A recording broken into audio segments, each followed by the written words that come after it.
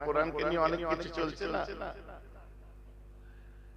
তেড়েল মাতানোরা সব কথা বলছে, আমি ওদের নাম পর্যন্ত মুখে নিই না। বোকা মুসলমানের দল, সব ইমাম মাওলানা গুলো সব মানে মাইক্রোফোনের সামনে এসে হই হই করছিল। আমি বলেছি কেন এটা করছো? ওরা তো এটাই চাইছে, ওরা তো চাইছে এটাই যে এমন একটা জিনিস নিয়ে কথা বলবো। ওই রিকশাওয়ালাকে নিয়ে কেউ কথা বলে না, তো ভ্যানওয়ালাকে নিয়ে কেউ কথা বলে না, কারণ ওদেরকে নিয়ে কথা বললে পপুলারিটি পাওয়া যাবে না। আম্বানিকে নিয়ে কথা বলো, আদানিকে নিয়ে কথা বলো, লোক দেখবে তাকিয়ে দেখবে। অতএব এটাই সাব্যস্ত হয় পৃথিবীর মুখে কোরআন আর আমার রাসূল এত বিখ্যাত, এত শ্রেষ্ঠ যে যাদেরকে নিয়ে বদনাম করলে যদি ঘন্টাটা তোমার হাবড়া, এটা হাবড়া তো নাকি হাবড়ার হিজলিয়ায় বাজায় তো নর্থ বলে আওয়াজ হয়, হাবড়ার হিজলিয়ায় বাজালে সাউথ বলে আওয়াজ হয়। হাবড়ার হিজলিয়ায় যদি সেই ঘন্টাটা বাজাও তো হারকিউলিস টাওয়ারের নিচে সেই শব্দটা যায়, ইভেসিতে সেই শব্দটা যায়, পৃথিবীর প্রান্তে সেই আওয়াজটা যায়। এ থেকে সাব্যস্ত হয় একটা কথা কেউ টুক করে বললে তামাম দুনিয়ায় সেটা ছড়িয়ে যায়, সেটা একমাত্র কোরআনকে আর নবীকে নিয়ে বললেই হয়।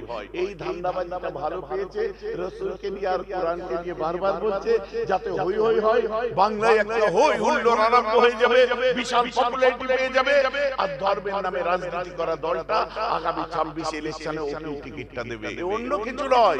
ও সব জানে যে এগুলো বিখ্যাত জিনিস, ও জেনে বুঝে পাগলামো করছে যাতে ওর টিকিটটা আবার কনফার্ম হয়। কথা ঠিক বলছে না? কারণ ধর্মের পর বাতাসে লড়ে। এ থেকে প্রমাণ হয় এমন একটা জায়গা এসে দাঁড়ালো যে সারা পৃথিবীর মানুষেরা যারাই এটা নিয়ে চর্চা করছে তাদেরকে কোরআন পড়তে হচ্ছে, নবীকে জানতে চাইছে। খুব ভালো জিনিস। আর বাকি এই কি বলেছে, ও যা এফআইআর কমপ্লেন হয়েছে ওই যথেষ্ট, আমাদের ছেলেরাও করেছে। এই হই হই করে ওকে পপুলারিটি দিয়ে কোনো লাভ নেই। ঠেলা গাড়ি দেখেছেন? ঠেলা গাড়ি দেখেন, ভ্যান দেখেন, অনেকে ভ্যানের তলায় একটা ঝুলিয়ে দেয় বলে না, ভ্যানের তলায় কি একটা ঝোলে না জুতো, হ্যাঁ ওটা ভালো জুতো ঝোলে না, ছেঁড়া কেন ঝোলাই? বলুন না কেন ঝোলাই? হ্যাঁ নজর যাতে না লাগে তাই ভ্যানে ঠেলা গাড়ির তলায় জুতো ঝুলায়। এই যুবকেরা, তোমাদের কাজ স্বপ্ন আছে ওই ঠেলা গাড়িতে নজর দিয়ে বড় হয়ে ঠেলা গাড়ির মালিক হবে। বলছে ওতে যাতে নজর না লাগে তাই ছেঁড়া জুতো ঝুলাচ্ছে ঠেলা গাড়িতে, নজর যাতে না লাগে। আরে यार নজর দেয় কি ওইদিকে?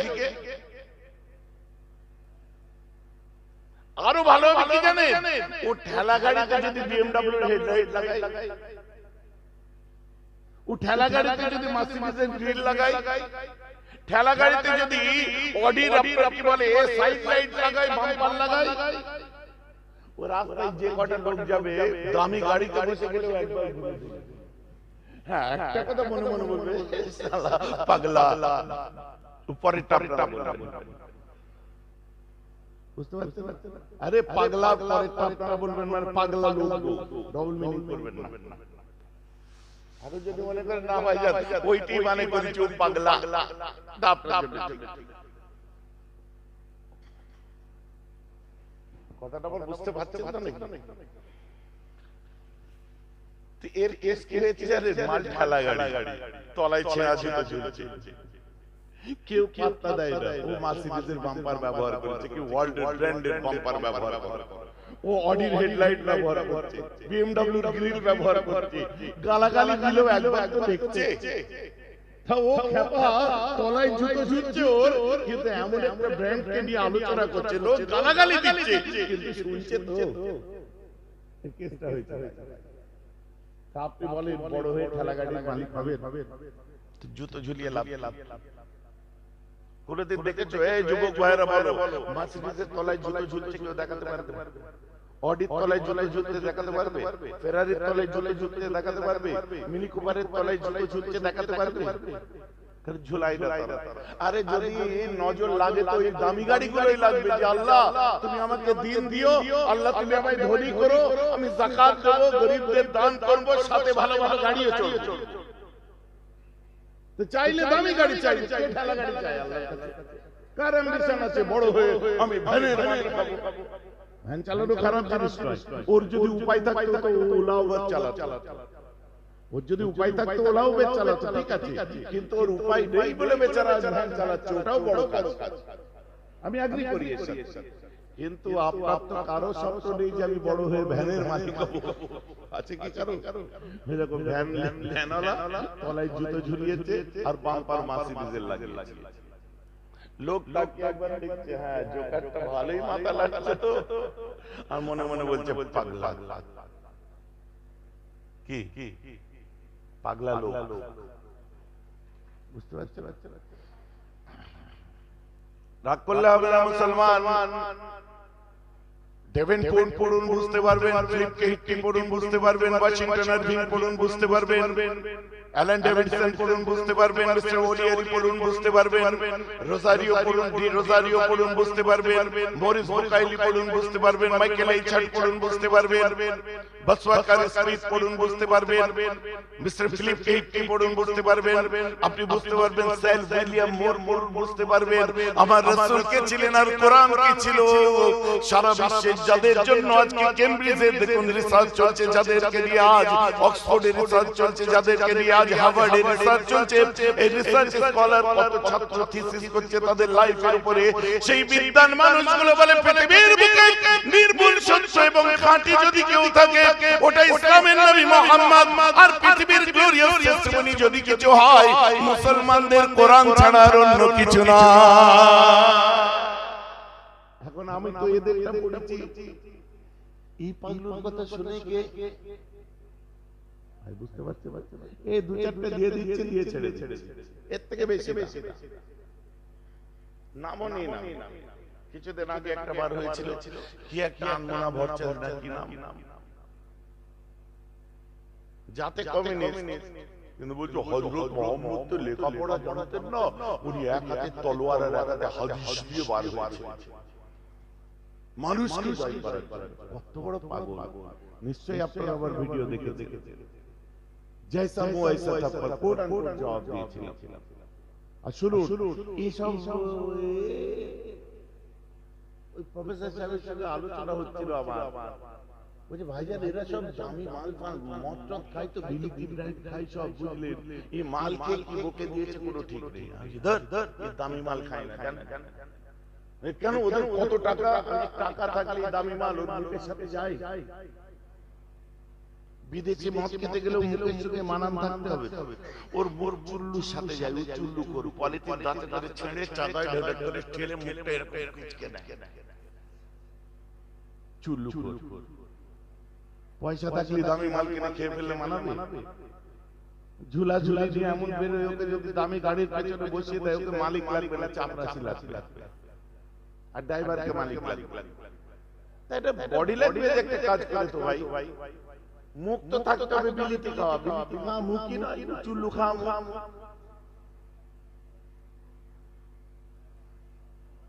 বুঝলো? কোরআনের মধ্যে লেখা আছে, কোরআনের মধ্যে লেখা আছে মুশরিকদেরকে তোমরা বন্দী করো, যেটা পাবে সেটা হত্যা করো। কত বড় পাগল দেখুন। আরে কোরআনের ইচ এন্ড এভরি ভার্স, যত আয়াত যা কিছু নাযিল হয়েছে তার পিছনে একটা ব্যাকগ্রাউন্ড হিস্ট্রি আছে।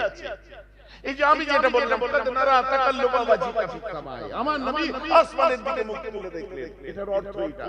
খামাখা এর পিছনে আগে পিছনে কোনো ঘটনা নেই। কোরআনের প্রতিটি ভার্স প্রতিটি আয়াত নাযিল হয়েছে কি তার পিছনে একটা ব্যাকগ্রাউন্ড হিস্ট্রি আছে, তবে তার শানে নজুল আছে, কি জন্য নাযিল হলো একটা রিজন আছে। উইদাউট এনি রিজন কোরআনের কোনো আয়াত নাযিল হয়নি, তো আপনি ওটা পড়ে নিলেন আর অর্থ বলে দিলেন। আমিও বললাম নবী আকাশের দিকে তাকাচ্ছে,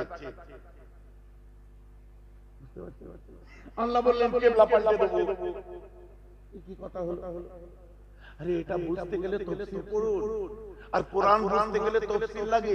এক একটা কোরআনের আয়াতকে পরিষ্কার করে মানুষের সামনে উপস্থাপন করার জন্য শত শত ৪-৫ হাজার তাফসীরের কিতাব আছে। হাজারো তাফসীরের কিতাব আছে, অত সুজান একবার পড়ে নিলাম, আর পড়ে নিয়ে টোটালি টিকার চোখের উপর আয়লাইনার লাগিয়ে দিয়ে মেনস্ট্রিম মিডিয়ায় বসে বলছে ইসলাম বর্তমানে বড় ভয়ঙ্কর হয়ে উঠেছে, হযরত মুহাম্মদের এই প্রথাকে বন্ধ করা দরকার। আমি মনে করি তোমার লিপস্টিক ব্র্যান্ডেড নয়, তাই তুমি এই কথা বলছো। 5 টাকার ফুটপাতের হরেক মাস 6.5 টাকার বিকিনে ঠোঁটে ঘষেছো, আর চোখের আইলাইনার ওরও কোনো দাম নেই, ও পুরা মোবিল লাগিয়ে এসেছে। যদি ব্র্যান্ড থাকতো, সাফোরা লিপস্টিক পরো, দামি কোম্পানির লিপস্টিক পরো, দামি কথা বার হবে।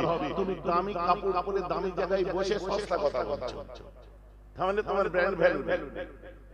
ওই একটা মেয়ে বলেছিল না, কি জানে, আসুন বসুন, ডিবেট করুন, আপনার চয়েস, আপনার জায়গা, আপনার পছন্দের জায়গা, আপনার ডেট, আপনার সময়, যখন ডাকবেন বসতে রাজি, কিন্তু ডিবেট হবে, একাডেমিক ডিবেট হবে, মগজ থেকে ডিবেট হবে না। তর্কটা হবে একাডেমিক তর্ক হবে, আলোচনাটা একাডেমিক আলোচনা হবে। একাডেমিক ডিবেটের জন্য আমরা রাজি আছি, আনাড়ি বলতে রাজি আছি। দু বাটি খেয়ে এক বাটি বেঁধে নিয়ে যাওয়ার পরে যদি এখন পাক্কা ধার্মিক হয়ে যায়, মহা মুশকিল। কার বাড়িতে খেয়েছিল? হ্যাঁ, সাহাবুদ্দিনের বাড়ি। যেটা খেয়েছিল ওটাও ফেমাস, যে খেয়েছে সেও ফেমাস, মধ্যে দিয়ে সাহাবুদ্দিনও ফেমাস। পাগলে মজা নেই, ঠান্ডায় সব পাগল সোজা হয়ে গেছে। রাস্তায় দেখছি যে পাগলগুলো চিৎকার চেঁচামেচি, রাস্তায় হই হুল্লোড় করতে দেখি সেই হয়ে পড়ে আছে রাস্তার ধারে। পাগলে আর মজা নেই। আমার মুসলমান, ছোট্ট একটু কথা বলে দিই। ওই ভদ্র মহিলা বক্তব্য দিতে যে বলেছিল, আপনারা শুনেছেন, হযরত মুহাম্মদ সে তো নারীদের শ্রদ্ধাই করত না, কারণ সে নিজের মেয়েকে বলছে মাংসের টুকরো। আউযুবিল্লাহ বলে, সত্যি আমার নবী বলেছেন, আমার রাসূলের তিনটে মতান্তরে 4টি পুত্র সন্তান দুনিয়া থেকে বিদায় নেওয়ার পরে আমার রাসূলের মেয়ে হয়েছিল। আমার নবী মেয়েকে কোলে নিয়ে ঠোঁট মোবারকে হাত দিয়ে আদর করে বলছে, আন্না ফাতিমাতু মুদগাতুম মিন্নি, এই ফাতিমা হলো আমার মুদগা, আর মুদগা মানে গোশতের টুকরো। তাই বলছে, মানেটা বার করে দিয়েছে, মুদগা মানে গোশতের টুকরো। তাই বলছে হযরত মুহাম্মদ তো নারীকে সম্মানই দিতে জানে না, নিজের মেয়ের প্রতি তার কথা ধারণা বলছে মাংসের টুকরো। নাউযুবিল্লাহ বলে, এই পাগল জানবে কি করে আমার নবীর একটুখানি মুখের ভাষার যে কত বড় ব্যাখ্যা আছে। হাফেজে কোরআন কে আছেন একটু হাত তুলে দেখান তো। হাফেজ সাহেব ভাইরা কেউ আছেন? ভাইজান বসে আছেন। বিসমিল্লাহির রহমানির রহিম। সুম্মা খলাকনান নুতফাতা আলাকাতান ফাখলাকনাল আলাকাতা মুদগাতান ফাখলাকনাল মুদগাতা ইযামান ফাকাসাইনাল ইযামা রাইট লাহমা। সুবহানাল্লাহ বলেন। কি বলছে? সুম্মা খলাকনান নুতফাতা আলাকাতান ফাখলাকনাল আলাকাতা মুদগাতান।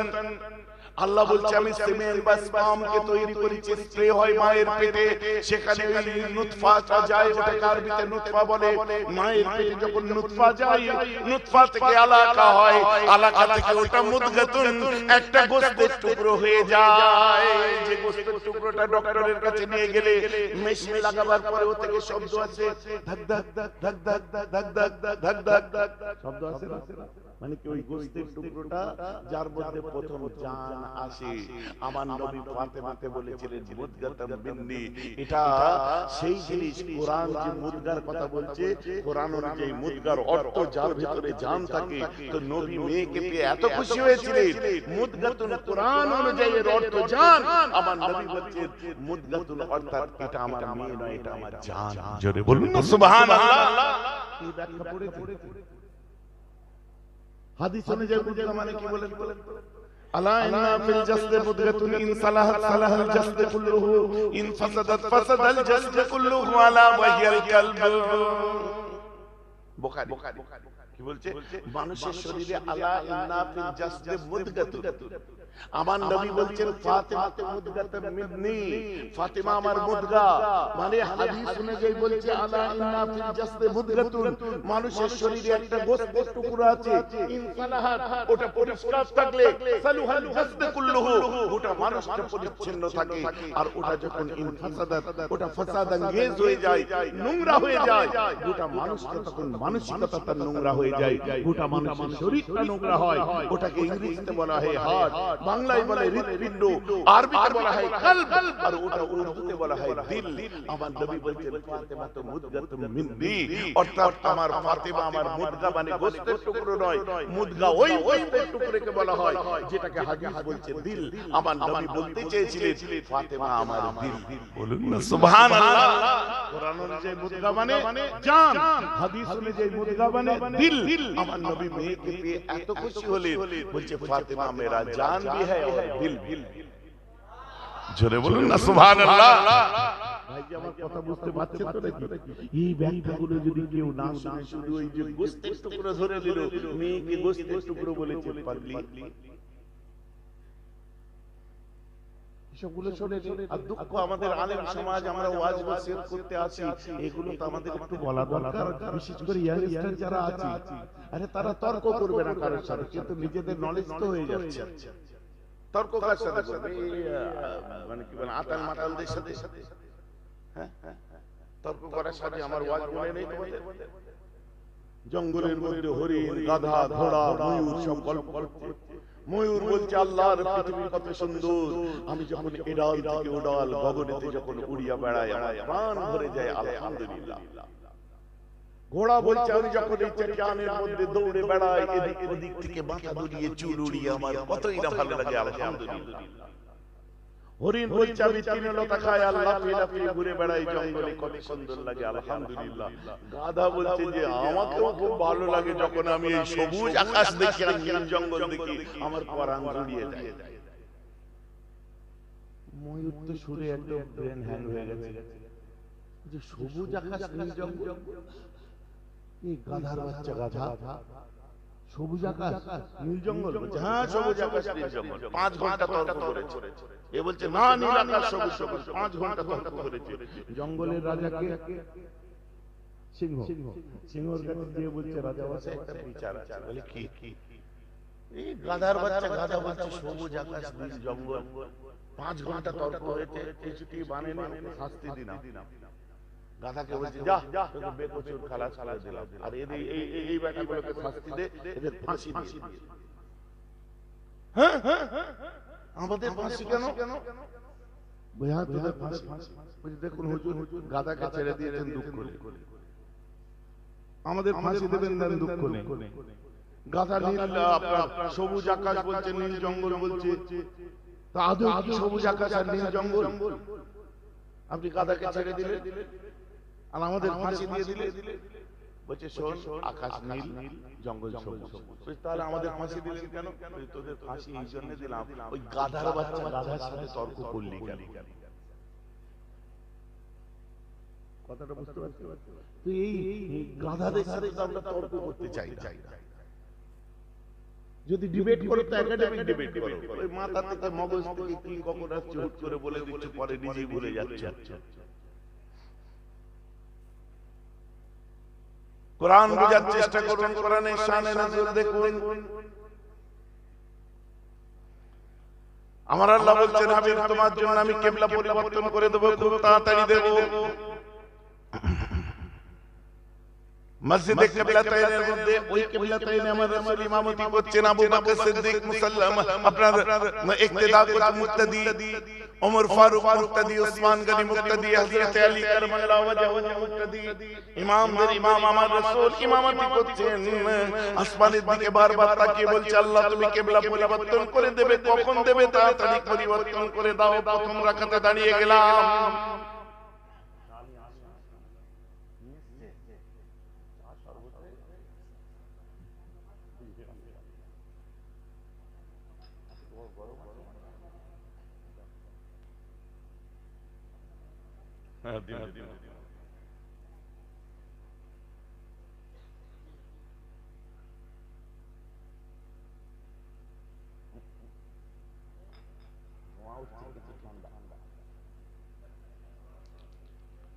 ঠিক আছে, কষ্ট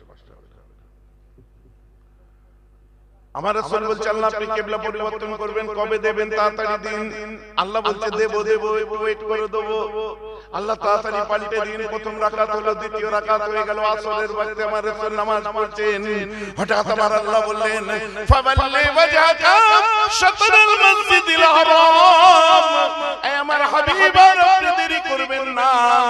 এই নামাজ অবস্থায় আপনার মুখটা বাইতুল মুকাদ্দাসের পরিবর্তে আপনার বাপ দাদুর হাতে তৈরি আপনার পছন্দের কিবলা, আপনার মুখটাকে আপনি কাবা শরীফের দিকে ঘুরিয়ে নিন। আদমকে বলল জান্নাত থেকে বেরিয়ে যাও। আদম নবী বলেন আল্লাহ আপনি যাতে রাজি আমি নবী তাতে রাজি।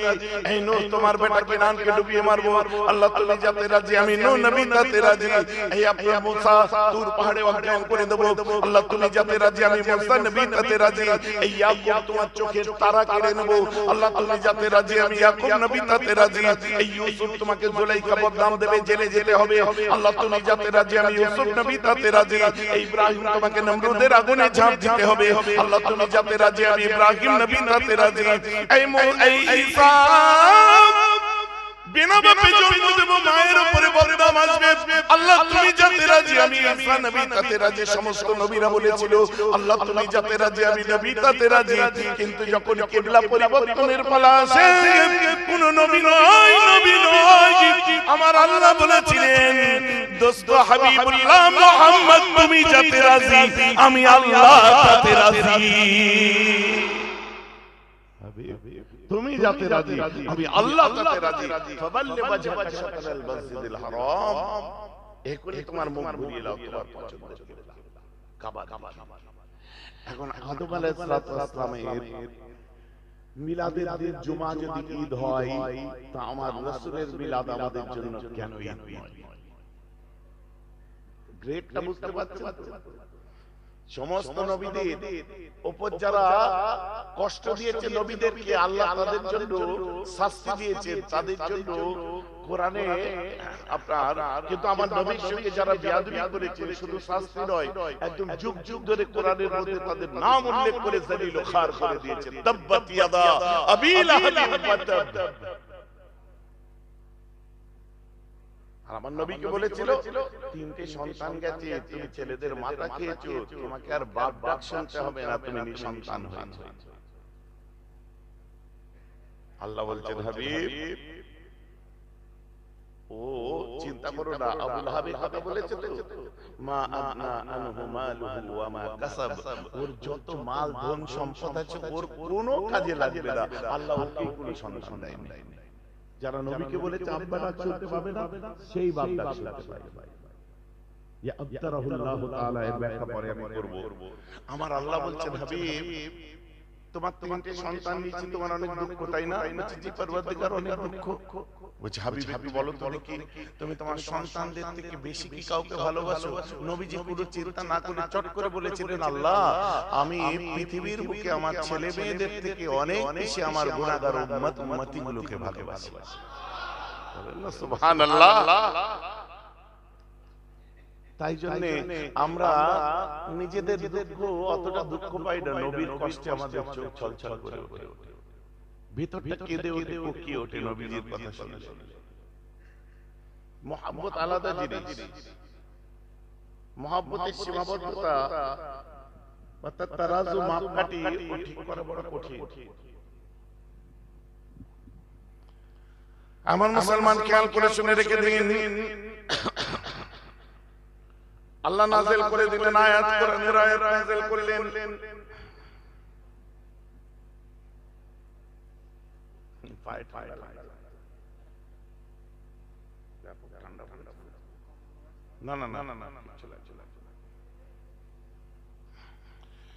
আমার আল্লাহ বলে দিলেন হাবিব তুমি টেনশন নিও না, ইন্না আতাইনাকাল কাউসার। হাবিব তোমার তিনটে মতান্তরে চারটে সন্তানকে আমি দিতে পারি, কিন্তু হাবিব ইন্না আতাইনাকাল কাউসার, হাবিব এই তোমার সন্তানদের প্রাণের পরিবর্তে কাল কিয়ামতের ময়দানটা বড় কঠিন ময়দান হবে, নফসে নাফসির আলম হবে জান্নাতি জান্নাতে যাবে, জাহান্নামী জাহান্নামে যাবে। শুনে রেখে দাও আমার হাবিব, ওই দিনে সব মাথার উপরে সূর্য নেমে আসবে, পানি পানি করে চিৎকার করবে, কেউ কোথাও পানি পাবে না। ইন্না আতাইনাকাল কাউসার, আমি আল্লাহ ওয়াদা করছি ওই কিয়ামতের দিনে তোমার গুনাহগার উম্মতগুলোকে আমি আল্লাহ হাউজে হাউজে কাউসারের বৃষ্টি এবং ঠান্ডা পানি পান করাবো।